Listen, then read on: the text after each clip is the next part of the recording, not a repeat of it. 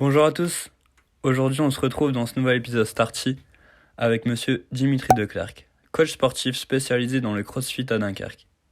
Il se livrera sur son évolution, ses choix, ses opportunités et nous donnera ses impressions sur le marché au sein duquel il opère.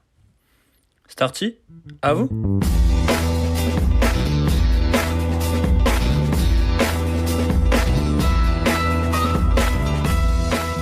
Donc, bonjour à tous, aujourd'hui on se retrouve avec Dimitri Declercq dans sa salle, donc merci à toi de nous recevoir. Merci à vous les gars, c'est cool Ouais, de pouvoir faire ça. Ouais, bah c'est un nouveau projet.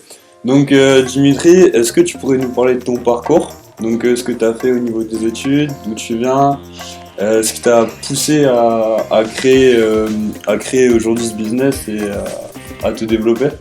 Yes. Donc je m'appelle Dimitri, j'ai 29 ans, ça fait maintenant 4 ans que je suis coach sportif. Niveau études, je fais un bac classique, bac ES. Après, je suis parti à la fac. Quelques erreurs de parcours. Je suis d'abord parti en social. Ça m'a pas plu du tout. J'ai eu mon année, mais du coup, je suis parti après en fac des sports direct derrière ça. Okay. Et plus de place sur Dunkerque. Du coup, il a fallu faire un peu de chemin. J'ai été du coup sur Liévin 2 ans. Je bossais sur Dunkerque, donc je faisais les allers-retours tous les jours. Une belle galère. Crevant, ouais. Et après, du coup, je suis parti sur Calais en fait pour ma dernière année de licence et après pour mon master inachevé à Calais. Donc master en cours. Exactement. Un petit dernier dossier qu'il faut faire, qu'il faut se mettre dessus et après, ce sera validé. Ouais, ça arrivera vite, on pense. Normalement, ça devrait le faire. Je vais s'y mettre. Ok. Donc bon, t'as eu ton parcours au niveau des études et aujourd'hui, donc t'as créé ton business dans une nouvelle salle. Exactement. Qu'est-ce qui t'a poussé à te lancer dans l'entrepreneuriat? Comment ça t'est venu? Quelle idée qui t'a poussé à faire ça? En gros, on va dire que j'ai eu 2 grosses étapes. La première étape, c'est mes boss actuels, on va dire entre guillemets, puisque je suis entrepreneur, donc j'ai pas de boss. Mais en gros, les personnes qui m'ont accompagné au début, du coup, dans la salle URFit où on se trouve aujourd'hui, m'ont donné la chance. En fait, il y a 2 coachs qui sont partis un peu vite. Et du coup, j'ai eu l'occasion de pouvoir en fait les remplacer directement. Donc ça s'est fait je crois en 2 semaines. J'ai terminé quasiment mes études. Okay. La place se libérait. Du coup, j'ai pu enchaîner directement. J'avais un petit taf à côté en fait dans le social. Yes. Donc au début, j'ai combiné les deux. Une fois que j'ai pu vraiment en vivre, c'est parti. Et juste avant le Covid, donc du coup il y a 2 ans maintenant, j'ai eu la chance de pouvoir coacher Mohamed que vous avez eu en interview en perso, et à partir de là tout s'est déclenché en fait. Maintenant je fais quasi plus que du coaching perso. J'ai un espace de 200 mètres carrés du coup dans la salle de URFit. C'est vraiment cool en fait, ça permet d'avoir 2 tafs différents, de faire du collectif et de faire du perso, donc ce qui est cool. Donc on peut dire que c'est vraiment parti d'une opportunité et qu'ensuite t'as réussi à développer et à saisir ensuite. Exactement, en fait sur les 2 cas, que ce soit pour les cours collectifs avec URFit depuis 4 ans, c'était vraiment une opportunité qui m'a permis de mettre ça en place en fait et me développer en tant que personne. Et après sur le coaching privé, on va dire que Mohamed m'a contacté par Instagram. À partir de là, je me suis dit ok, je me lance. On s'est lancé tous les 2. Il a eu des super résultats parce qu'il a vraiment bien bossé. Et derrière ça, en fait, l'effet réseaux sociaux en fait a fait que j'ai eu des demandes. Et du coup, maintenant, je peux en vivre. Donc c'est cool. Ouais, c'est clair. Donc on peut dire aussi, c'est grâce un peu à la com que tu as faite autour de ton projet, de ce que tu fais. Qui t'a permis peut-être d'acquérir des clients aussi, on peut le dire ou pas? Ouais, alors on va dire que je remercie Mohamed encore une fois, puisque du coup j'étais vraiment très nul en com. Et finalement avec d'autres personnes que Mohamed, je pense à Emmanuel par exemple, son collègue, ils m'ont permis vraiment de me développer en fait sur cette partie-là qui est franchement je pense la plus importante dans mon métier aujourd'hui, c'est vraiment la com. Je pense que je passe autant de temps sur Instagram que à coacher. Parce que en fait mon travail passe par là en fait. Pour avoir de nouveaux clients, je passe beaucoup par ça. Je devrais me diversifier un petit peu. On en parle souvent, mais pour l'instant Instagram marche très bien. Donc, c'est clair. Donc le compte Instagram est quali. Merci. Mais on passe du temps. Ouais, tu m'étonnes. Mais du coup là, on a le résultat d'une bonne com. Mais au début, comment as-tu fait pour avoir les premiers clients, comment tu as fait pour... C'était vraiment un peu du bouche à oreille en fait. On se posait la question déjà avec mes boss en fait de savoir à la base si le coaching privé sur Dunkerque marchait.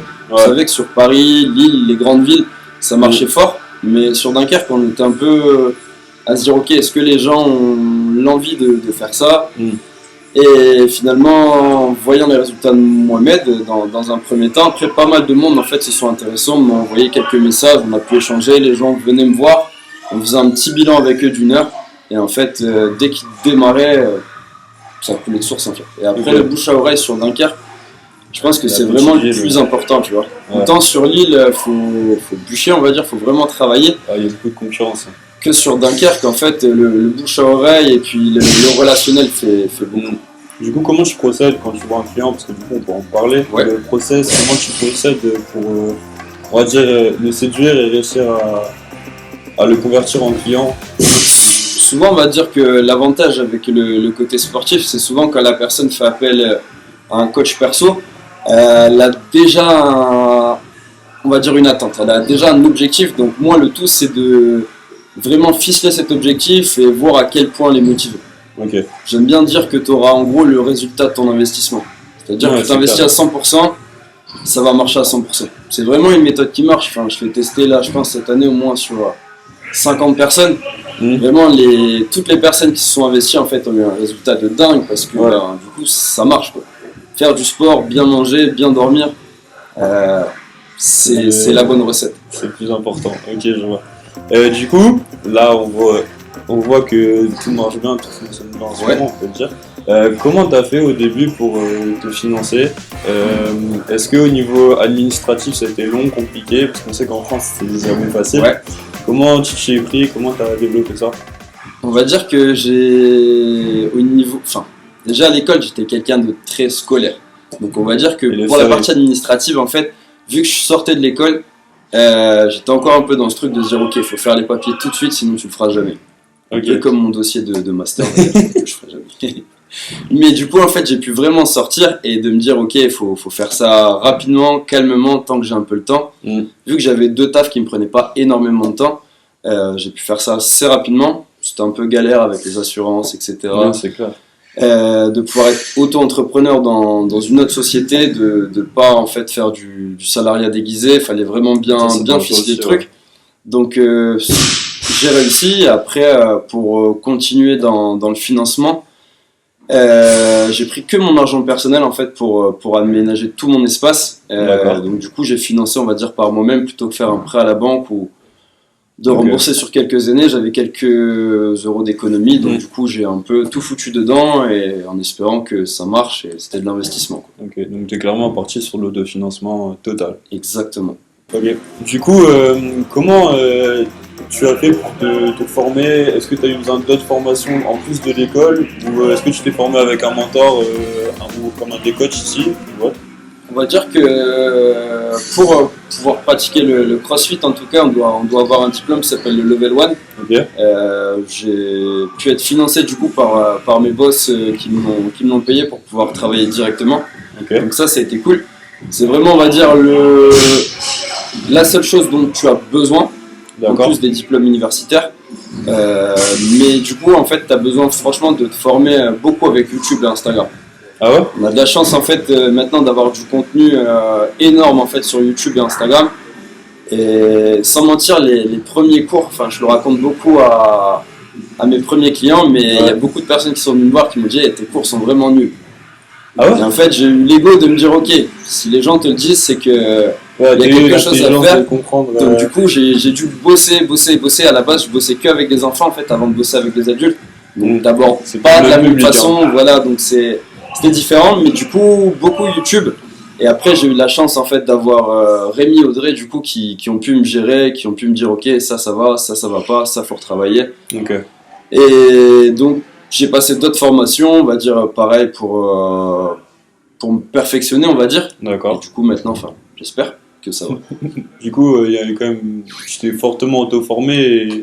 Est-ce que les cours de l'école t'ont vraiment servi pour non, j'ai eu la chance en fait d'avoir mon prof de fac qui est venu récemment là me voir, On en parlait un petit peu tous les deux et je lui disais que bon, il y a certains trucs théoriques en fait qui me servent, mais en fait très peu dans ce que j'ai fait en stage en fait ressemble à ce que je peux faire aujourd'hui. D'accord. Je trouvais ça un peu dommage en fait puisque en allant à la fac des sports, de pas pouvoir retrouver énormément de choses que tu fais dans ta vie de tous les jours. Je pense que c'est pas le top, mais donc, il y a des choses à améliorer, il y a des choses à garder, c'est un peu comme partout.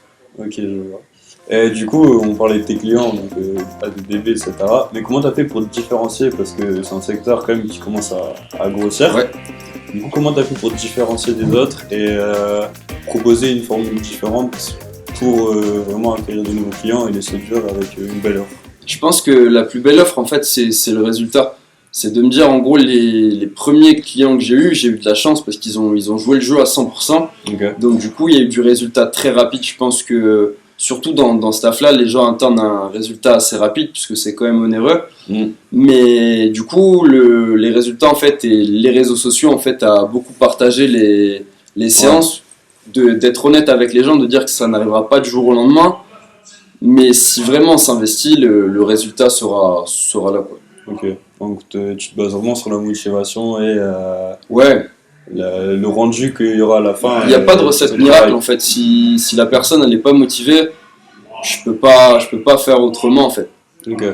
J'aime bien envoyer quelques textos de pic, tu vois, de dire en gros si la personne elle me pose un plan ou deux plans, de lui envoyer directement un peu cash, ok, t'es plus motivé pour l'interrogation sans un bonjour. Ah ouais. Ça permet de mettre le petit pic à la personne et de se dire c'est vrai que bon, je lui fais perdre un peu son temps et je me suis engagé sur certaines choses. Donc du coup, au moins la personne, la fois d'après, souvent je la revois. Ça m'est jamais arrivé de perdre un client en fait. Ta réussite, c'est peut-être d'essayer de motiver. Le petit pic en fait, tu sais, d'aller chercher un peu l'ego de la personne en lui disant ok, tu m'as promis des choses et elles sont pas là aujourd'hui. Ouais, tu m'étonnes. Du coup, est-ce que selon toi, est-ce que tu pourrais nous partager selon toi les 3 qualités qu'un entrepreneur pourrait avoir pour réussir, admettons, dans ton domaine? L'empathie, je pense. T'as besoin de beaucoup de te mettre à la place de la personne. Une personne qui va arriver n'aura jamais le même vécu. Enfin, j'ai eu beaucoup de clients cette année qui peuvent avoir des soucis personnels en fait en venant te voir. Faut essayer de comprendre la personne, qu'est-ce qui l'a amené ici et comment toi tu peux l'aider à changer, pas que au niveau sportif, je pense dans la vie de tous les jours. Comment est-ce que tu peux l'amener? Moi j'ai des gens qui m'envoient sur WhatsApp des messages à 1h30 du matin. Si je suis encore debout, je vais pouvoir leur répondre, tu vois, dire ok, appelle-moi, t'inquiète, on va en parler, y a pas de souci. C'est vraiment avoir de la proximité. Ouais. C'est pas que le sportif. C'est un accompagnement plus dans la vie de tous les jours en fait que sportif. Surtout que le CrossFit c'est quand même différent de la musculation classique. C'est pas la même approche. Ouais, voilà, t'as plein d'approches. On va dire que nous, la base, on va dire de notre approche, c'est vraiment la nourriture, par exemple.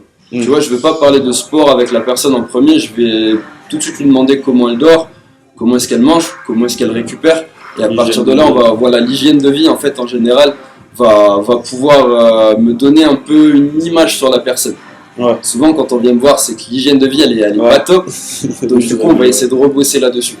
Ok, d'accord. Et du coup, tu aurais 2 autres qualités à avoir? Je pense qu'il faut beaucoup travailler.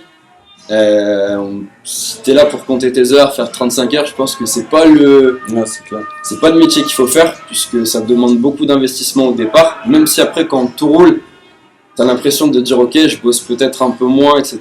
Mais finalement, là, je pense que c'est l'année où j'ai le mieux marché dans ma vie au niveau professionnel. Et c'est aussi l'année où j'ai le moins pris de vacances. Ah ouais. Donc c'est cool parce que je me dis ok, je gagne bien ma vie, etc. Mais tu vois pas trop le temps passer. Il faut savoir se recentrer et se dire ok, faut aussi savoir prendre des vacances. Ouais, c'est compliqué quand on est. Ouais, c'est vraiment, t'as toujours envie de te dire ok, les personnes vont un peu juger, ils vont dire il est tout le temps en vacances, etc. Alors que non, faut savoir se poser un peu et se dire ok, faut se ressourcer, on revient avec de nouvelles idées, donc c'est cool. Ouais. Et la dernière, c'est être passionné, je pense. C'est ça qui peut motiver. Tu peux pas faire le taf sans passion. Moi, j'ai de la chance, on va dire, dans ma vie de tous les jours, d'avoir une copine qui travaille beaucoup. Mon père est à la salle, je pense, plus que moi, quasiment. Ah ouais? Ouais, c'est l'un des meilleurs européens, on va dire, en CrossFit. Il a un très bon niveau, donc c'est cool. Et du coup, j'ai ma famille en fait qui est avec moi ici quasi tous les jours. Donc c'est aussi une passion. Je suis plus ici que chez moi. Je sais pas pourquoi je paye un loyer d'ailleurs. Mais je pourrais dormir ici quasiment. Exactement. Mais je pense que la passion, pour tout entrepreneur, ça doit être une vraie motivation. C'est de se dire, ok, je vais d'abord devoir vivre de la passion avant de vivre d'argent. C'est clair. Et du coup, on peut dire que ton entourage familial, ça a été aussi une motivation et comment dire, un exemple aussi Ouais, clairement. Mon père a toujours fait du sport avec moi depuis tout petit. Il m'a suivi un peu dans tout ce que j'ai fait. C'est moi qui l'ai mis au CrossFit, donc ça va, je suis fier. Tu l'as motivé quand même. Ouais, exactement. Mais du coup, son rêve, ça a toujours été de pouvoir être prof de sport. C'est pour ça que j'étais parti aussi un peu dans le sport. Et du coup, un jour pouvoir bosser avec lui, même dans une salle de CrossFit ou autre, je pense que ça pourrait être cool un jour. Ouais, ça peut être génial. Et j'espère pouvoir réaliser ce rêve un jour. Ouais, ça pourrait être vraiment cool. Ok. Et pour finir, est-ce que tu aurais un ou deux conseils vraiment capitaux à donner à une personne qui voudrait entreprendre pour le futur? C'est vraiment se lancer. Je pense que la chose la plus difficile, souvent ça fait peur. Et un an après, on se dit ok, waouh, en fait j'ai accompli quand même déjà pas mal de choses en fait en un an. Et c'est de se dire, je pense que le travail de salarié, il va disparaître petit à petit. Mais vraiment de se dire ok, il faut que je puisse vivre d'un truc en fait qui me motive, qui me dit ok, si je me lève le matin ou si je finis tard le soir, c'est pas grave en fait, je fais ce que j'aime, comparé à quelqu'un qui va à l'usine tous les jours, qui doit se lever et qui aime pas ce qu'il fait, c'est vraiment une chance de pouvoir c'est vraiment une motivation de dire ok, chaque jour, ok, c'est cool en fait, je fais ce que j'aime. Ouais. Tu vois, le sport pour moi, ça me permet de pouvoir m'entraîner, de m'évader et transmettre ça à tout le monde en fait, c'est vraiment cool. Ouais, des bonnes vibes, on va dire. Ouais, exactement. Vraiment avoir un bon mood tous les jours, je pense que c'est vraiment le plus important pour tout le monde dans la vie de tous les jours. Et est-ce que, du coup, on va rebondir ça, est-ce que tu as rencontré des échecs durant ton parcours? Comment tu les as gérés si tu en as eu? Ouais, je pense que chaque jour, en fait, je rencontre un échec. C'est alors plus ou moins grand, tu vois, mais vraiment de se dire, ok, chaque jour, pourquoi est-ce que j'ai fait cet échec? J'ai de la chance d'avoir des gens positifs à côté de moi, à qui je peux vraiment parler de quelques échecs, et de se dire, ok, pourquoi ça a été un échec, et justement, est-ce que la semaine prochaine, je peux pas faire quelque chose de mieux, justement, pour rebondir? C'est clair. Il y a toujours des essais qui se transforment en échecs, parfois en réussite. Et c'est ça qui est cool en fait, c'est de se dire chaque jour, si on avait que des réussites, en fait, à un moment, c'est un peu lassant. Et là, vraiment, j'ai pas de gros échecs pour l'instant, donc on va dire que c'est cool. Ouais, chanceux. Mais ouais, chanceux, je pense. C'est peut-être le travail passionné et voilà. le sérieux aussi. Les opportunités, en fait, ont fait que pour l'instant, c'est cool. Mais mes parents, tu vois, quand j'ai arrêté, on va dire, la fac, juste avant d'être prof de sport, ils ont eu peur. Alors que je pense que j'aurais pas été aussi heureux en fait en étant prof de sport que là à mon compte en fait en bossant un peu plus. Totalement libre on peut dire. Exactement. Okay. Est-ce qu'on peut avoir ta définition d'entrepreneuriat pour finir? C'est une bonne question. Hein. Ouais. Je pense que c'est vivre avec passion. Ouais. T'es pas obligé de gagner énormément d'argent, mais déjà si tu vis de ta passion, tu vas enlever quand même pas mal de soucis de ta vie. Je pense que le pire, c'est de pas vivre sa vie qu'on aimerait. De se dire, en gros, chaque jour, je vais me lever, je vais pas kiffer ce que je vais faire. Et par exemple, si c'est le sport, de se dire, ok, c'est pas grave, ce soir, je vais à la salle de sport, mais que 1 heure sur tes 24 heures où tu vas kiffer, c'est pas dingue. C'est passé. Ok. Bah, merci Dimitri d'avoir pris le temps de répondre à nos questions. Et on espère que ça continuera bien pour toi et que... Pour vous aussi, j'espère les gars, de beaucoup d'interviews et c'est cool. On l'espère. Merci beaucoup à toi.